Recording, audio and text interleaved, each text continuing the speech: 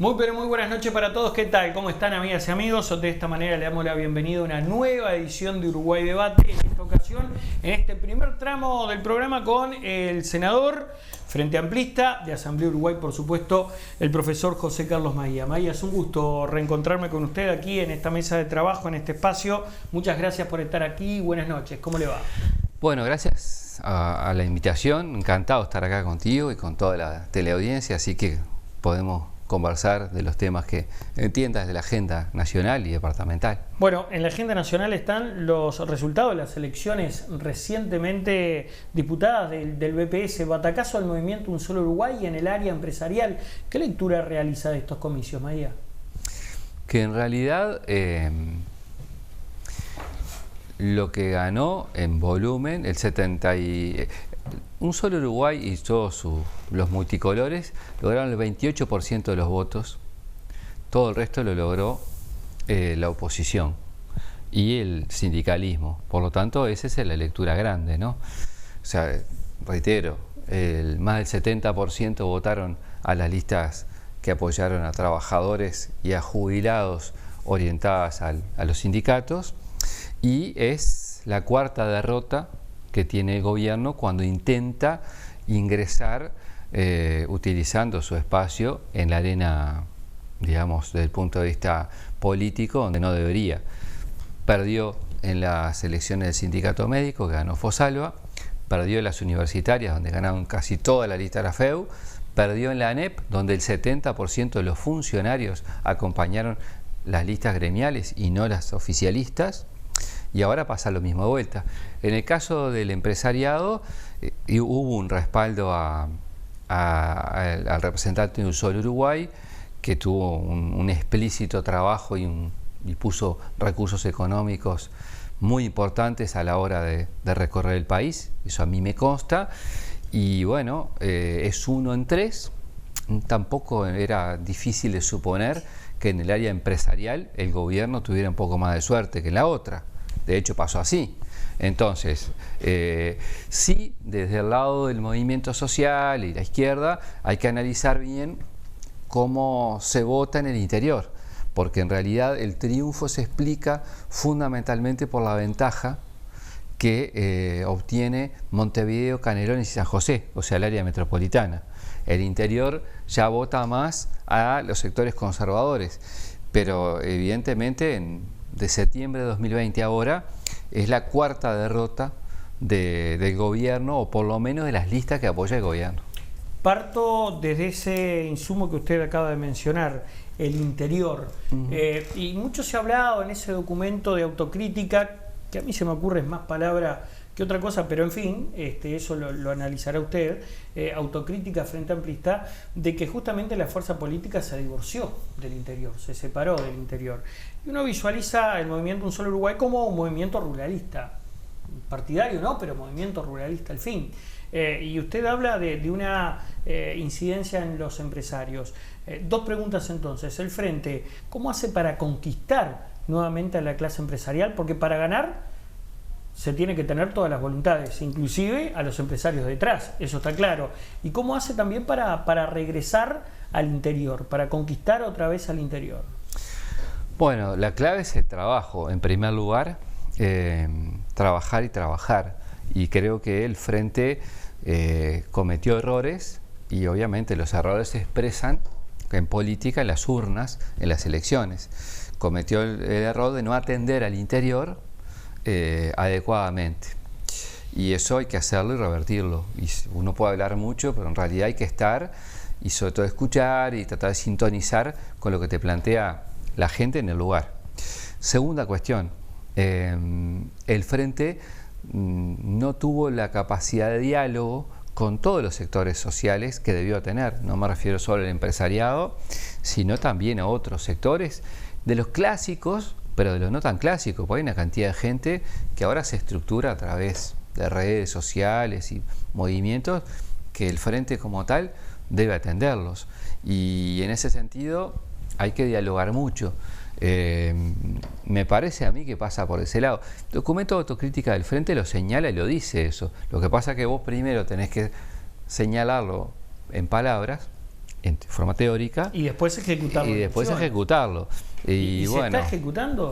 Y estamos empezando. Lo que pasa es que, a ver, hay cosas que han marcado, ¿no? Por ejemplo, el Frente fue uno de los promotores de la recolección de firmas. Y ahora nomás, mire que se dijo que no se llegaban, que era todo ficticio, y la semana que viene, calculo yo, la otra más tardar, se va a confirmar que hay casi 800.000 personas que dijeron, por este lado no se va, no se puede legislar una ley ómnibus sin avisar y a todo trapo, como es una ley de urgente consideración. Bueno, el Frente ahí demostró que estaba vivo y que tenía con qué dar respuesta. Lo de la ley de urgente consideración es la piedra en el zapato de la calle Pou y todo el gobierno. No tenían previsto debatir esto, y menos aún un referéndum. Y ahora lo tiene. Yo entiendo que usted me puede decir la coalición, pero la coalición es amplia, la coalición. A lo que voy es, ¿quién considera usted que capitalizó esos votos en el interior y del área rural? ¿O los movimientos ruralistas? Cabildo, notoriamente. Cabildo, y en el área metropolitana alguien que se evaporó políticamente, que es Talvi. Pero pasó, porque insisto, tenés un tema de diálogo hacia el interior y de amplitud en el discurso y en las acciones hacia distintos segmentos de la población, es decir, las capas medias que se dice. Y algunos se sintieron interpretados por otros que, bueno, después vinieron al gobierno y están haciendo lo que están haciendo, o sea, lo contrario de lo que se comprometieron. En materia tributaria ni hablemos. Los aumentos de impuestos de pique, 2 puntos más de IVA antes de la pandemia, los ajustes de los combustibles en particular. Sin embargo, lo están aguantando. Bueno, escúcheme, yo lo que le diría a la gente, aproveche y cargar el tanque antes que venga el referéndum, porque después del referéndum, en función de cómo salga, chau. ¿Es una estrategia, dice usted? Sí, no tengo duda que es una estrategia. ¿Vinculada con la LUC? Sí, y no solo esa, le agrego una más, la de la reforma de la seguridad social. Mire, usted como periodista habrá registrado que el presidente de la República, cuando era candidato y no era presidente, dijo que la reforma de la seguridad social era para los futuros trabajadores, ¿verdad? ¿Sabe quién lo dijo también? Astori. Sí, Astori lo dijo en pleno gobierno frente a Plista. Sí, que había que y creo que hay que reconocérselo. Y dijo, muchachos, hay que reformar esto porque no está dando. Pero lo decimos hoy.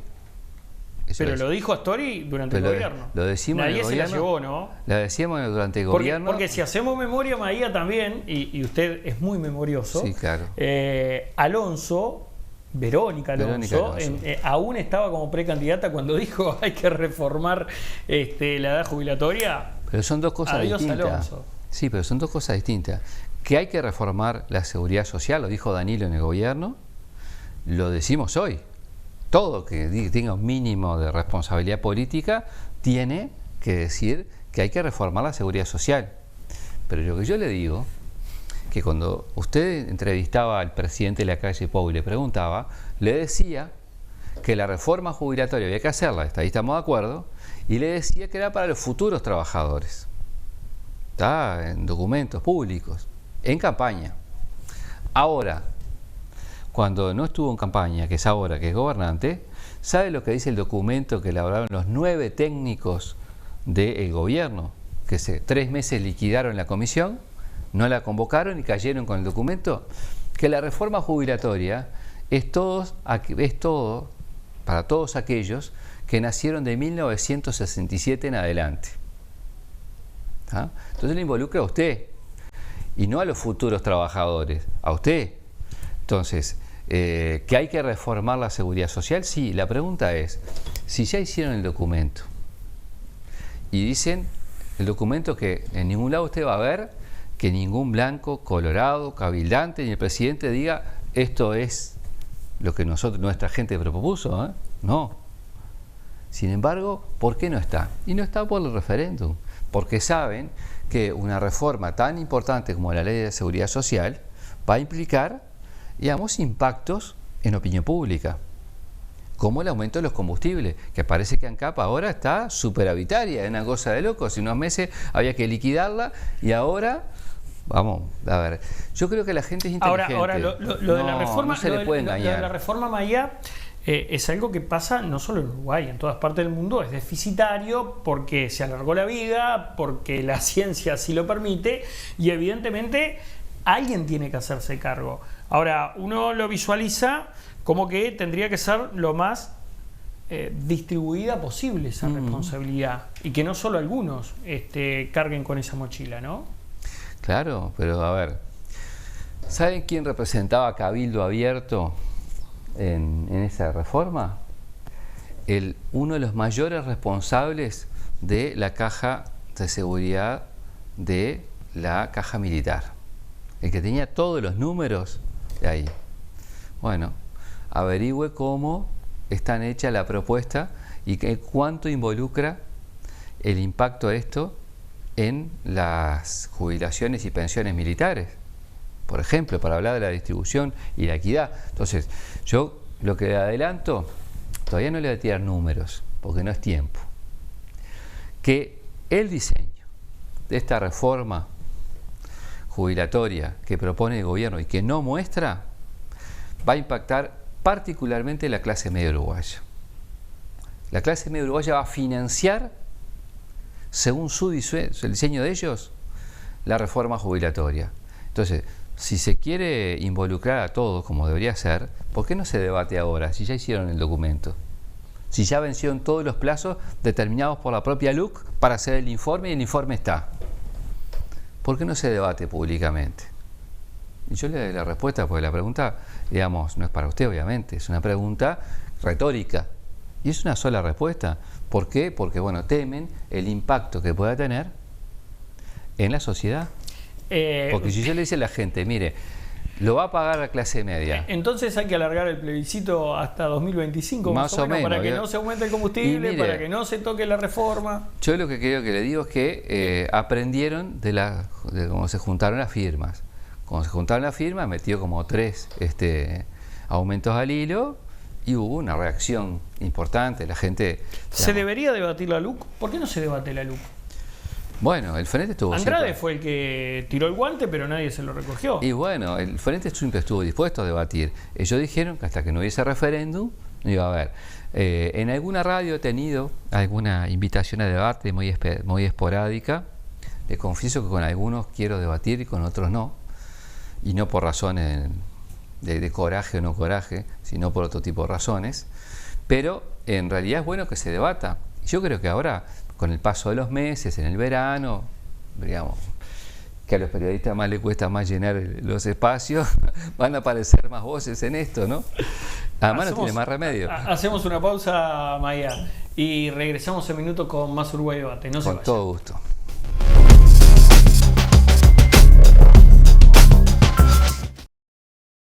Hola, soy Amalia, candidata por las bases a la departamental de Canelones por el Frente Amplio. Soy Mónica Bueno, candidata a la presidencia del Frente Amplio de Canelones. Soy Óscar Amigo, candidato a presidente en la departamental del Frente Amplio de Canelones. Soy Susana Muñiz y soy candidata a presidenta de la departamental del Frente Amplio de Canelones. Este 5 de diciembre, poné tu voto para el FA que todos queremos.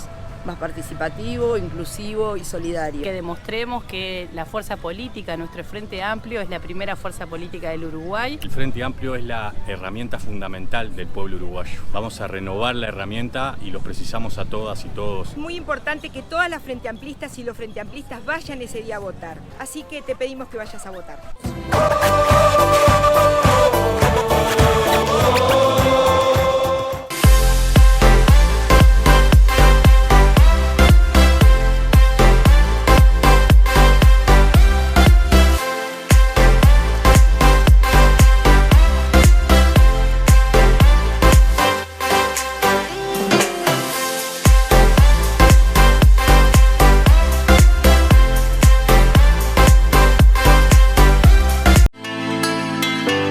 No sufras el invierno, disfrútalo con los mejores calefactores Vázquez.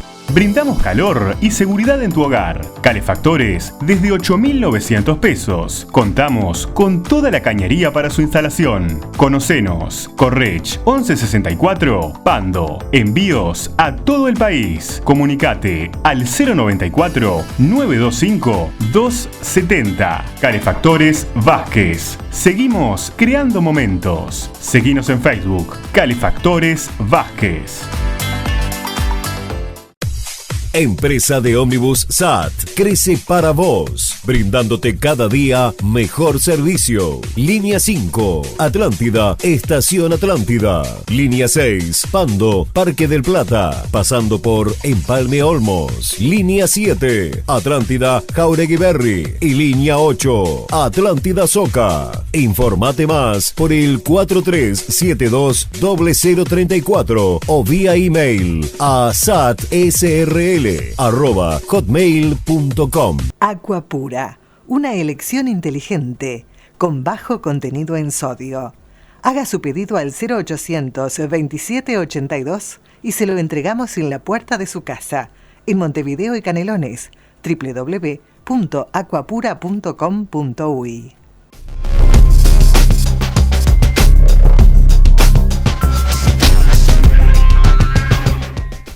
Bueno, y lo dejábamos un poco el tema en el tramo anterior, allí picando, como se dice habitualmente, la LUC. El gobierno se para firme, creo, en dos áreas para defender la ley de urgente consideración. Lo primordial, la seguridad pública. Y lo segundo, si se quiere, los derechos laborales, por así decirlo. Pero en cuanto a la seguridad pública, lo que sostiene la coalición es: si se derogan los 135 artículos, damos un paso atrás en cuanto a gestión se refiere de seguridad ciudadana. ¿Qué hay para responder a eso, María? Que en realidad no se puede confundir lo que es gestión con marco legal. Primero, para ser muy honesto intelectualmente, así como lo aplico para educación, lo aplico para seguridad, es muy difícil comparar resultados de un año a otro cuando tuviste un impacto tan grande en la reducción de la movilidad de la población. O sea, nadie te puede decir, tuve tantos números, por ejemplo, no sé, tanta promoción en educación y ahora tanta más o tanto menos, porque los muchachos no estaban en las aulas. Bueno, en seguridad puedo tener más o menos niveles de en rapiñas, hurtos, asesinatos, lo que fuera, pero digamos, el contexto de la muchísima menor circulación de las personas cambió, digamos, la aplicación de las medidas de seguridad. Por lo tanto, yo creo que no hay que confundir gestión ni contexto. Segundo, el problema que tenemos nosotros con las normas que tiene la ley de urgente consideración es que en realidad no están vinculadas a la seguridad ciudadana, están vinculadas a que hay una asimetría, un peso muy fuerte del Estado y del Ministerio de Interior sobre el ciudadano común y corriente. Entonces lo que puede pasar, porque la ley es general y abstracta, es que mañana, olvidémonos de este gobierno, el que viene o el otro, si se mantiene este marco legal, puede actuar con discrecionalidad y con abuso con un ciudadano común. Y hace una semana atrás vinieron la Asociación de Defensores de Oficio al Parlamento y señalaron no menos de 85 casos de abusos reales. Y eso se da porque el marco legal deja indefenso al ciudadano común y no, digamos, que deje indefenso a un delincuente.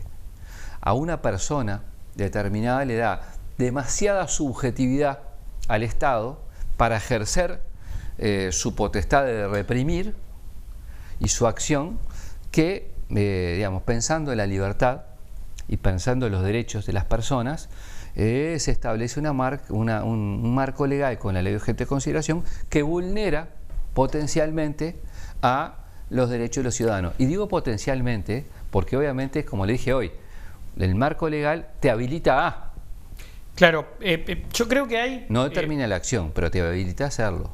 Claro, yo creo que hay en ese cúmulo de artículos vinculados a la seguridad dos grandes áreas.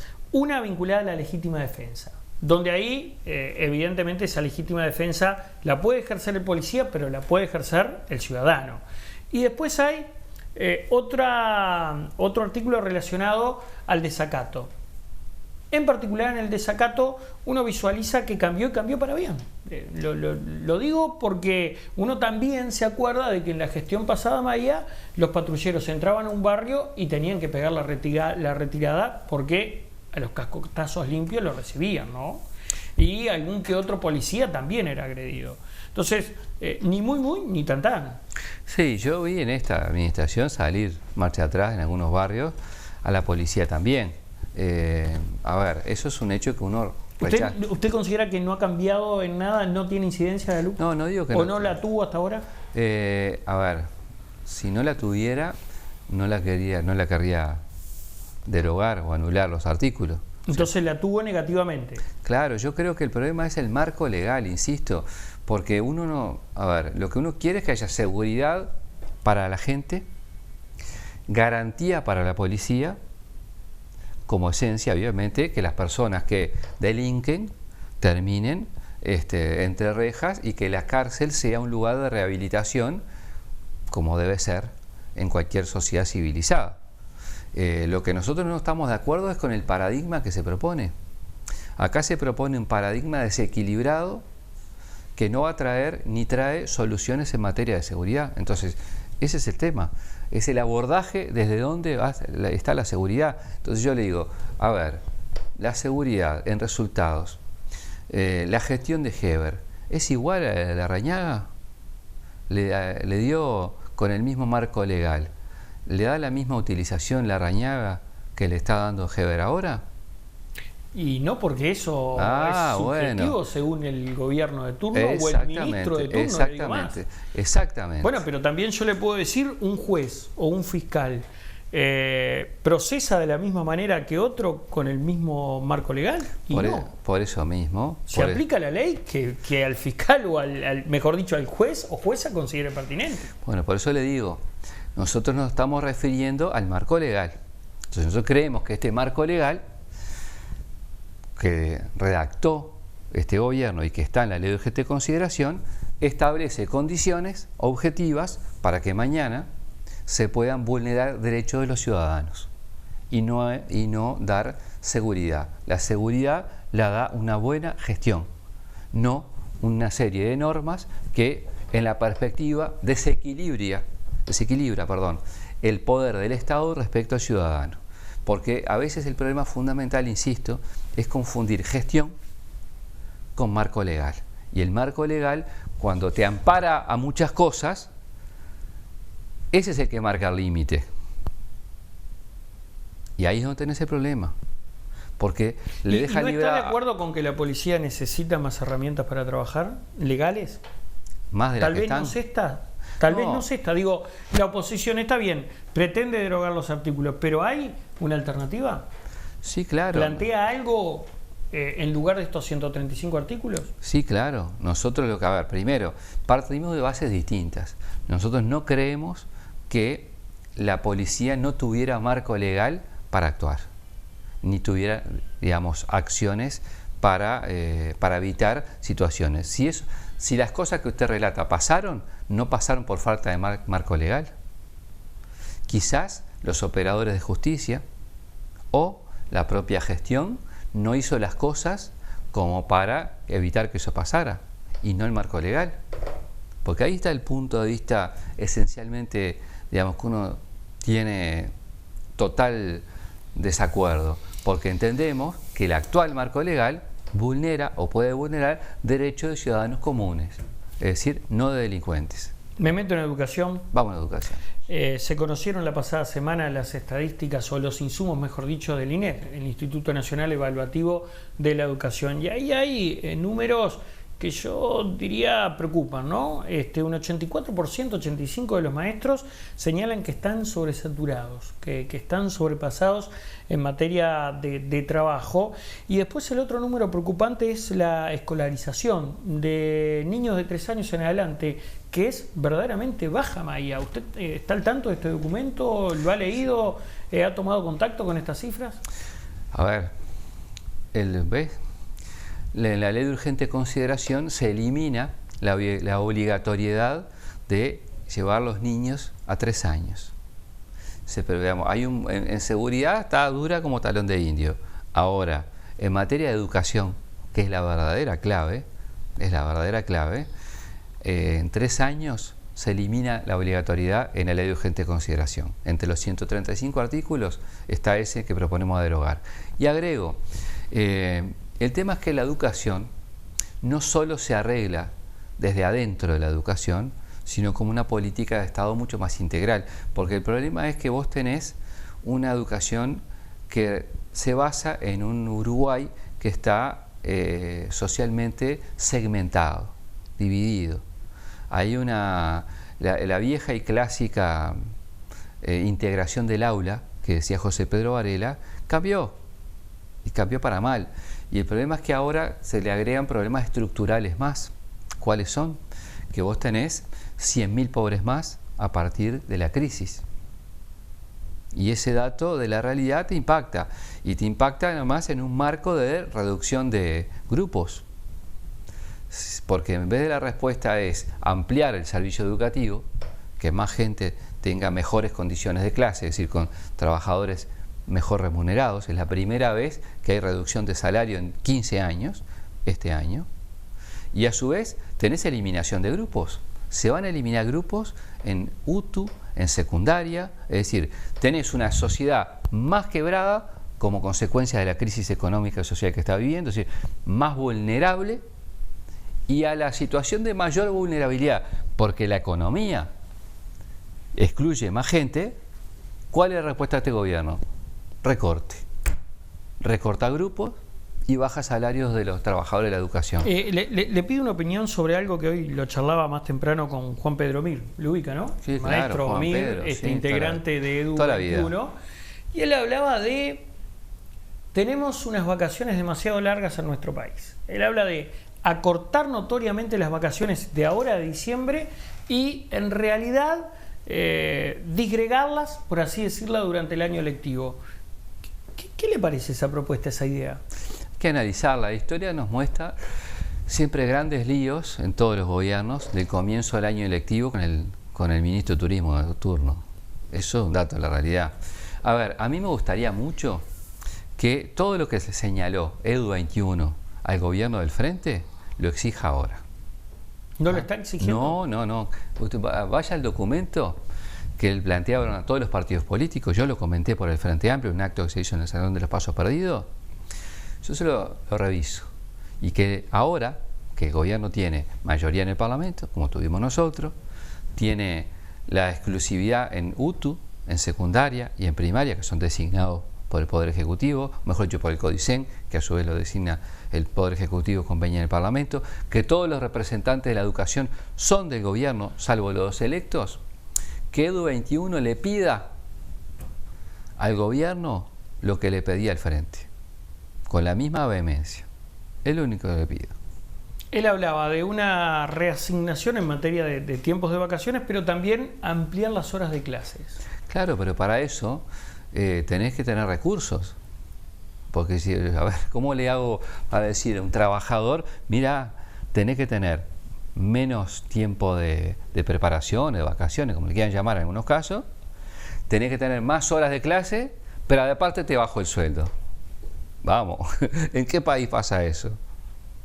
El tema es que la propuesta original de 221 iba, por ejemplo, al docente al profesor cargo, es decir, al tipo que no estuviera yendo al liceo de Pando, Arroz Blanco y Empalme Olmos, sino que se concentraba en uno, y tenías que darle una unidad por el cual vos generás el tiempo suficiente para que prepare las clases, estudie y haga horas de acompañamiento para los estudiantes. Pero eso se soluciona presupuestalmente. ¿Ah? Entonces, con recorte no se hace. Vaya, hacemos una última pausa, ¿le parece? Con todo y ya gusto. regresamos con más Uruguay Debate. Tanda, ya volvemos.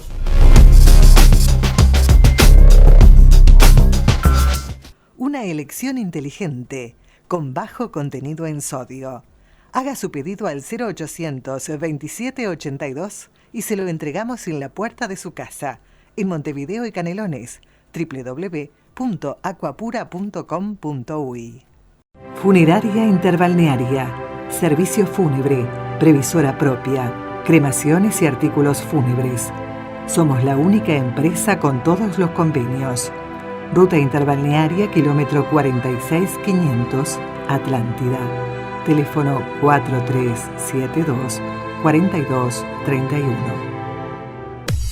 Empresa de ómnibus SAT crece para vos, brindándote cada día mejor servicio. Línea 5, Atlántida, Estación Atlántida. Línea 6, Pando, Parque del Plata, pasando por Empalme Olmos. Línea 7, Atlántida, Jauregui Berry. Y línea 8, Atlántida Soca. Informate más por el 4372-0034 o vía email a satsrl@hotmail.com.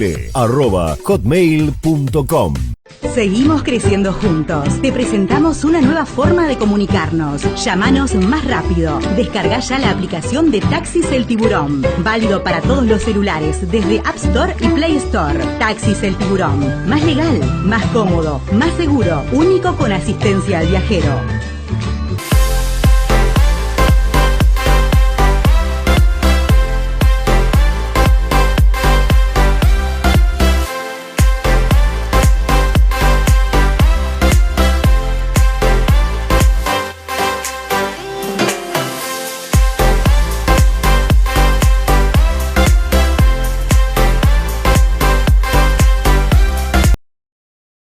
Hola, soy Amalia, candidata por las bases a la departamental de Canelones por el Frente Amplio. Soy Mónica Bueno, candidata a la presidencia del Frente Amplio de Canelones. Soy Óscar Amigo, candidato a presidente en la departamental del Frente Amplio de Canelones. Soy Susana Muñiz y soy candidata a presidenta de la departamental del Frente Amplio de Canelones. Este 5 de diciembre, poné tu voto para el FA que todos queremos.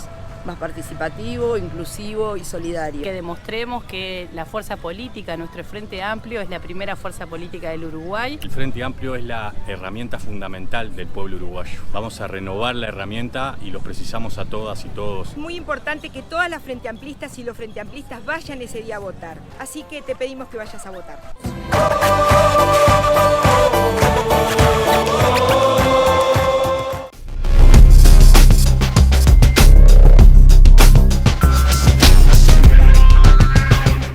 Seguimos entonces con más Uruguay Debate y nos vamos a referir específicamente a las elecciones internas de su fuerza política. Bueno, en realidad yo creo que hay distintos objetivos aquí, ¿no? Pero sobre todo movilizar esa militancia que tiene el Frente Amplio. ¿Cómo visualiza acerca de lo que puede llegar a ocurrir el 5 de diciembre? Y bueno, y de hecho, Asamblea Uruguay, ¿a qué candidatos se está apoyando a nivel país y departamento? Empiezo por lo último. Nosotros apoyamos a Fernando Pereira como presidente del Frente. Creemos que puede trasladar una gran experiencia del área sindical, donde trabajó muchos años, y de diálogo con la sociedad. Yo creo que él va a ser un gran presidente, si el Frente así decide que sea, y creo que tiene una capacidad de diálogo, una paciencia, una solidez. El tipo, yo lo veo como una persona que defiende con mucha convicción sus ideas, sin ser agresivo, sin descalificar, y eso vale mucho. En el caso de Canelones, nosotros acompañamos a Óscar Amigo, que es el compañero del MPP. Lo acompañamos porque entendemos que tuvo una trayectoria en el Frente, desde las bases, pasando, por ejemplo, ser delegado de base de su comité, delegado de base de la mesa política departamental, delegado de base al plenario nacional, al secretariado del Frente, a la comisión de acompañamiento, es decir, todos los niveles de dirección del Frente los conoce, y por lo tanto aspiramos a que su experiencia en la estructura del Frente, bueno, ayude a que el Frente en Canelones se mantenga fuerte, porque yo creo que el Frente Amplio en Canelones tiene una fortaleza muy importante. A nivel de lista, nosotros, Asamblea Uruguay, se va a presentar en la lista 95, en convocatoria sereñista, progresistas, que nuclea también a compañeras y compañeros de Fuerza Renovadora, de Plataforma, del Partido Demócrata Cristiano, de Magnolia y de grupos del interior e independientes. esa conjunción del sereñismo es una apuesta no solo a estas elecciones, sino a futuro, a crear un bloque y que ese bloque le dé a quienes se identifican con el lado sereñista de la historia del Frente, con ideas progresistas que quieran venir al Frente, muy abierto a la sociedad en su conjunto y que estaba muy separada. Estábamos unos por un lado, otros por otro. Bueno, decidimos juntarnos. Tenemos una lista nacional, que es la lista 95, y tenemos listas comunes en 13 departamentos en tiempo récord. En el caso de Canelones, además, vamos con la lista 135 del plenario departamental, que es todo convocatoria sereñista, más el nuevo espacio, más la vertiente artiguista. Es decir, una lista que engloba a todos esos sectores de izquierda. 60% de los candidatos, al menos en el interior, son mujeres. Es más que un detalle, ¿no? Es un muy buen dato. Es un mensaje. Mira, yo vengo, esta semana, pasa el viernes, estuve en Soriano, donde las 3 candidatas del Frente son mujeres, que ahí hacían la broma que había una discriminación al revés, porque eran 3 mujeres y no había ningún hombre. Y es una buena cosa, me parece que es una manera de demostrar que el Frente tiene una política para promover a compañeras y compañeros. No debe ser mecánico ni automático, debe ser gradual y sostenido, porque no es fácil decidir mañana, por ejemplo, la paridad y que vos automáticamente tengas compañeras, en este caso, que las conozca la sociedad, porque partimos de una base de desigualdad, entonces te va a llevar un tiempo. Claro. Pero claro, como partido político, hacerlo me parece bueno. Y es más, y a nivel nacional también está la candidatura de Ivonne Pasada, que nosotros la habilitamos como Asamblea Uruguay para votar. Y a nivel de Montevideo vamos con Graciela Villar. A nivel de Canelones hay 3 candidatas mujeres también. Es decir, hay una amplitud fuerte, ¿no? 2 temas encima de la mesa, como integrante de la Comisión de Constitución y Códigos, nada más ni nada menos. Eutanasia. Ha comenzado a trabajarse nuevamente en el Parlamento, por allí también la ley de cuidados paliativos, que no es nuevo, que existe en el país, pero que se trata de desparramar, digamos, o desembarcar en todos los ámbitos de la salud. Pero evidentemente es mucho más polémica la eutanasia. ¿Hay posición tomada sobre eso, Maya? La posición no debe ser... A título personal lo pregunto, sí, claro, no sectorial ni fuerza política. Yo estoy a favor. ¿Usted está a favor? Sí. ¿Por qué? Y me parece que es una cuestión humanitaria en algunos casos. Son casos que hay que cuidarlos para no hacer una cuestión generalizada, pero tiene que ver con situaciones a veces límite de las propias personas y de sus familiares. Y me parece que es un derecho que si se legisla, lo que va a recoger es la realidad. Todos conocemos relatos de situaciones así hiperdelicadas, con personas que ya no tienen posibilidad alguna y que, no teniendo ninguna posibilidad, no quieren sufrir más. Y me parece que dejarle eso a los médicos, en el sentido de toda su responsabilidad y su familia, y que no haya un marco legal, hoy día es una ausencia a esta altura del siglo XXI. Pero entiendo que no es un corte político partidario, entiendo que tiene que haber cuidados paliativos mientras se pueda, pero entiendo que tiene que haber un derecho del propio paciente a este tipo de situaciones que son, insisto, excepcionales y delicadas. Una de entre casa en realidad, pero que tiene que ver con el Parlamento, la ley de medios. Y la posibilidad que ahora se postergó de que los cableoperadores, por ejemplo, puedan comercializar Internet, ¿no? Que es algo que ellos sostienen puede llegar a salvar el negocio. No sé en qué está, le digo la verdad, porque eso está en la Cámara de Diputados. Creo que hay una desavenencia entre la coalición de gobierno, entre los cabildantes, colorados y el herrerismo, que no han cerrado su punto de vista, y en ese sentido el Frente obviamente mantiene su posición histórica digamos, del rol de Antel en todo este tema, pero digamos, como tantos otros temas, quedó claro que estaban preparados para ganarle al frente y se juntaron para eso, pero que no estaban preparados para gobernar. ¿Cuál es el rol de Antel? Bueno, el rol de Antel debe ser un rol de gran proveedor de Internet y de todos los servicios al país en su conjunto. Yo lo veo por ese lado. Todo el esfuerzo que hizo Antel y el Estado uruguayo con ello, porque no es que estemos hablando de alguien singular, estamos hablando de la sociedad en su conjunto, expresada a través del Estado, tiene que proveer obviamente servicios y tiene que dar para adelante por eso. Si mañana, en cualquier orden, alguien quiere obtener un rédito privado de una actividad, tiene que pagar, en este caso al Estado, las correspondientes regalías. ¿Por qué? Porque, bueno, así como a los públicos, a lo público se le exige un servicio de calidad y para todos, las actividades cuando son lucrativas para uno mismo, no tienen que ser en base al esfuerzo de todos. Y creo que en eso la articulación de lo público y lo privado es lo que tiene que jugar. Debe comprárselo Antel, digamos. Sí, claro. Es decir, el proveedor general es Antel. Antel podrá proveer y podrá utilizarse lo que el privado generalmente reclama, que es la competencia y el mercado, para la demanda. Maya, ¿debe ser obligatoria la vacuna a esta altura?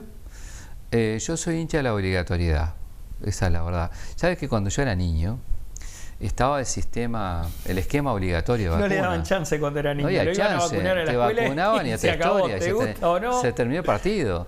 Entonces yo entiendo que uno puede tener la... Bueno, de hecho, y abro paréntesis, aún hay... Yo conozco por lo pronto varios maestros, directores que son antivacunas, ¿no? Y otros tanto en la salud, que son áreas sensibles. Yo entiendo que hay una legítima suspicacia de el negocio detrás de esto, de las multinacionales de la industria química farmacéutica y de algunos actores de la salud. Puede estar la suspicacia legítima, pero también está la evidencia científica de los efectos de la vacunación.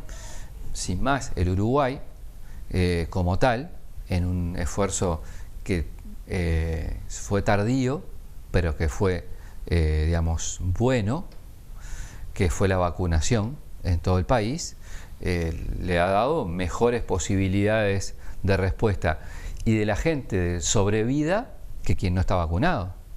Yo creo que decir, yo no quiero opinar desde el punto de vista científico porque no tengo formación en la materia. Sí creo que hay muchos órganos internacionales, hay médicos y científicos que en su enorme mayoría recomiendan la vacunación. Entonces, que toda vacuna en su momento pudo haber sido polémica, sí, me imagino, la antitetánica, contra la fiebre amarilla, además. Lo que pasa es que uno no ve que no haya solución en una epidemia tan global como nunca vivió la humanidad, sino es con la inmunización mayoritaria o enormemente mayoritaria de la población. Pero está a favor de la obligatoriedad. Sí. Debe ser obligatoria. Debería ser, por lo menos hacer lo máximo para que sea lo más obligatorio posible. O sea, si tenemos que tirar entre todos para que la gente se vacune, esa es mi opinión. Si me ponen la entrada para hacerle una ley y que tenga consecuencias para las personas que no se vacunan, bueno, me gustaría ver la ley. Es como cuando hablamos de hace un ratito del tema de la reforma de la seguridad social. Yo estoy a favor de la reforma de la seguridad social. Ahora, no estoy de acuerdo con la que me plantea el gobierno, ¿eh? Son cosas distintas. Maya, un gusto como siempre haber charlado con usted. Muchas gracias por estar aquí. Gracias por la oportunidad. Un gusto. Pausa y ya continuamos con más Uruguay Debate. No se vayan.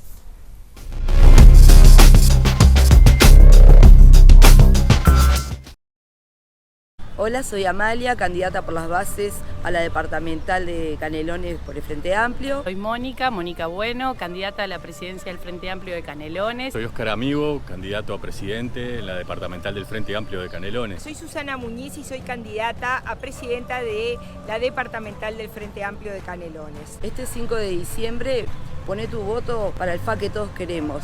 Más participativo, inclusivo y solidario. Que demostremos que la fuerza política, nuestro Frente Amplio, es la primera fuerza política del Uruguay. El Frente Amplio es la herramienta fundamental del pueblo uruguayo. Vamos a renovar la herramienta y los precisamos a todas y todos. Es muy importante que todas las frente amplistas y los frente amplistas vayan ese día a votar. Así que te pedimos que vayas a votar.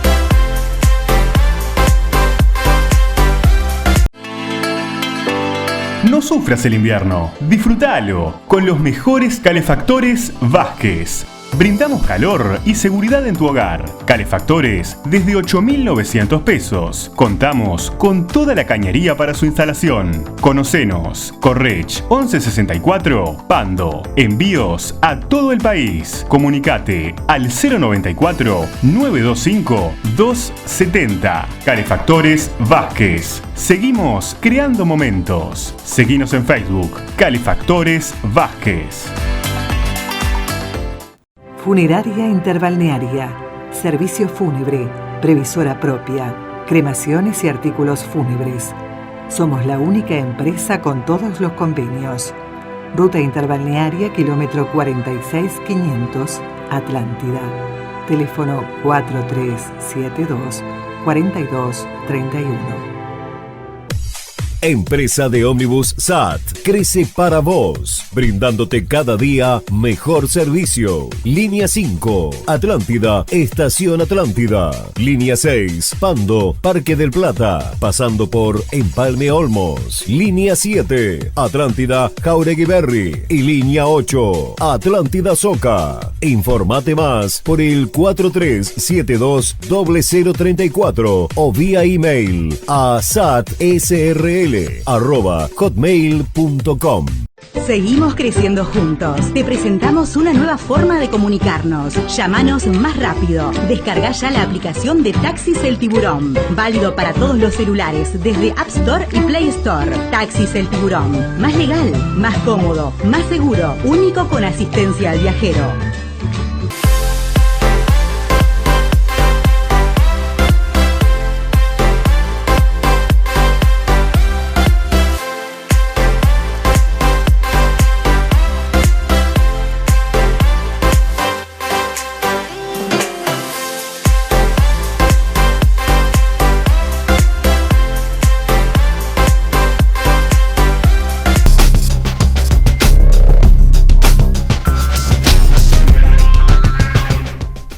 Y dejamos estos 10 minutos finales, digamos, la recta final de Uruguay Debate, para analizar los resultados de los comicios del BPS, las elecciones del Banco de Previsión Social. Por eso estamos en compañía del ingeniero agrónomo Norberto Pereira, un amigo de la casa en realidad, no es desconocido por Uruguay Debate, pero es además el referente del movimiento Un Solo Uruguay para el departamento de Canelones. Norberto, gracias por estar aquí una vez más. Y bueno, las felicitaciones del caso han logrado tener un representante, obtenerlo a través de los votos en el Banco de Previsión Social, un representante en el área empresarial. ¿Cómo se logra esto, Pereira? Bueno, muchas gracias por la invitación. La verdad que cuando nos metimos en esto, la única idea que teníamos era poner los problemas del BPS arriba de la mesa. Y ese era nuestro objetivo. La verdad que, bueno, nos sorprendió inclusive a nosotros. Tuvimos en todos los departamentos ganadora a la lista empresarial. Tuvimos en todo el país, también ganamos en jubilados, excepto en San José, Canelones y Montevideo. Y bueno, ganamos también en 4 o 5 departamentos en lo que es el orden trabajadores. La verdad que 450.000 votos para nosotros, que son 450.000 felicitaciones, porque es gente que, diría yo, quiere tener cambios, quiere lograr algo en el BPS, quiere que el movimiento participe y cumpla con las cosas que les hizo ver que posiblemente fueran defectuosas o estuvieran funcionando mal en la gestión, ¿no? Yo creo que los resultados electorales en todo orden, ¿no?, siempre tienen múltiples lecturas, ¿no?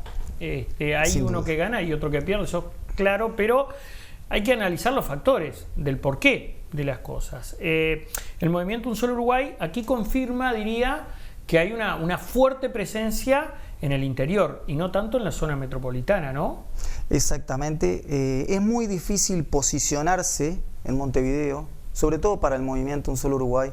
Nosotros somos carentes de recursos, son los aportes de cada uno, y bueno, hicimos lo que pudimos, y bueno, el interior capaz que es más fácil de llegar, pero además en los pueblitos chicos funcionamos muy bien, son conquistas que ha tenido el movimiento, y ese centralismo que tiene Montevideo es el que hace de que toda esa gente del interior se sienta desguarnecida de todas las funciones que muchas veces Montevideo accede mucho más fácil.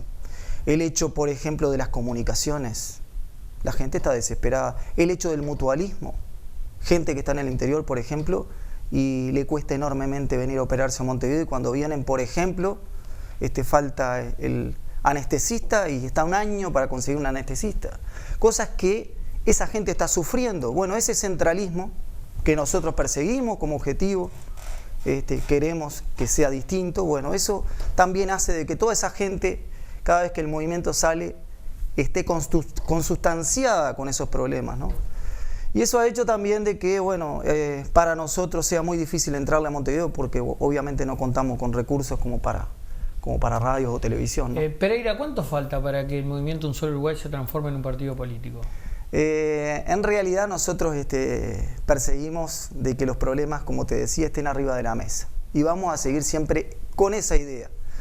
Capaz que más adelante las cosas cambian, pero por ahora la idea del movimiento es tratar de que se entienda del alto costo del país, tratar de que se entienda, por ejemplo, en este organismo, que el 31% del presupuesto de las erogaciones del BPS van para jubilados, o sea que hay un montón que se va, que no sabemos cómo, pero bueno, la gente tendrá que entender de que el movimiento no quiere que se le saquen las prestaciones sociales para nada, pero hay cosas que son prioritarias y cosas que no. Las jubilaciones, 130.000 jubilados cobrando 14.400 pesos, es deficitario.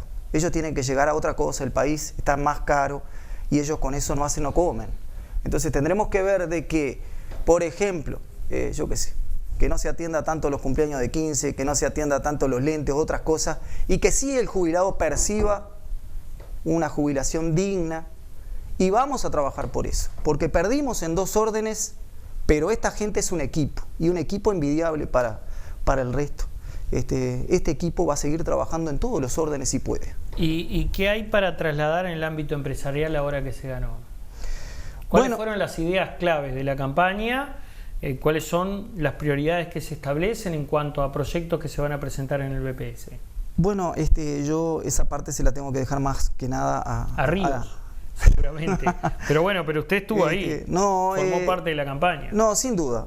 Nosotros, la verdad es que felicitamos enormemente porque fue una lucha. En el caso de la parte empresarial, ustedes sepan de que Pereira tuvo que competir con todas las gremiales, todas en contra, gremiales inclusive del campo, gremiales como la Asociación Rural, la Comisión Nacional de Fomento Rural, todas alineadas con el otro candidato, y sin embargo vemos, por ejemplo, de que salió aireoso. Entonces decimos nosotros, ¿qué representatividad tienen todas esas gremiales? La Cámara de Industria, ¿qué representatividad tienen cuando en realidad Pereira se las ingenió como para que se entendiera cómo es la visión de la empresa hoy en Uruguay? ¿Y cómo es? Y la visión de la empresa en el BPS es como que es el malo de la película, cuando en realidad tenemos que tratar de que se entienda que una empresa, un empresario, como lo es mucha gente, es alguien común, que hay que defenderlo porque es el que brinda el trabajo. Un fletero es un empresario, un kiosquero de acá de Pando es un empresario, un panadero es un empresario. Y hay, como en todas las cosas, 400.000 supuestamente faltan adeptos al BPS que hay que tratar de incluirlos en el sistema, ¿no? Porque hay mucha gente trabajando por fuera del sistema y eso hace que sea más cargado justamente el otro sector que aporta, ¿no? Entonces hay que tratar de que justamente... ¿Preocupan los índices de informalidad, dice usted? Sí, sin duda, sin duda. ¿No hay buenos números en eso? No, los números que nosotros hicimos un pedido de informe en el BPS, tratando de entender, y se nos brindó, hay 400.000 informales en Uruguay. Eso es una cifra bastante grande. Y eso genera una mochila al resto. Si se logra mayor índice de formalidad, baja la carga tributaria. Pero bueno, no podemos pedirle... Pero no le estoy diciendo que sea así, pero debería. Obviamente, pero no podemos pedirle que se acojan al sistema cuando el sistema es caro, cuando el sistema es complicado y cuando es totalmente difícil ser empresario en Uruguay. Le estamos sacando las ganas a la gente de ser empresaria, porque cuando es empresario la gente tira para el otro lado. Entonces hay que trabajar en conjunto todo esto. Un empresario no es una mala persona. Un empresario es alguien que nos tiene que brindar trabajo y a su vez los trabajadores aportar para eso, y el empresario es un trabajador más. Entonces la figura del empresario en el BPS está muy mal vista. Es como el malo de la película, cuando en realidad la mayoría de las empresas en el Uruguay son micro, pequeñas y medianas empresas. Entonces, ¿de qué estamos hablando? ¿De qué hablamos? Yo creo que eso es el cuco que le han metido a la gente, y la gente hoy en día está muy dividida cuando en realidad hay que actuar en conjunto. Hay que tener, si se quiere, medidas que actúen en conjunto, que sea bien visto el empresario en Uruguay, que los aportes que haya que hacer sean lo suficientes. Por eso nosotros vemos de que en todas esas erogaciones que se van en el BPS, es muy malo para el país que el 55% de esas erogaciones se vayan en cosas que nada tienen que ver con el BPS, nada tienen que ver con las jubilaciones y las pensiones. Pensamos que al revés, pensamos que sin sacar esas cosas capaz que hay que pasárselas a otros organismos, por ejemplo. Pero no puede estar el BPS construyendo viviendas para jubilados porque se le caen a pedazos, porque es caro, porque es ineficiente, porque no está para eso.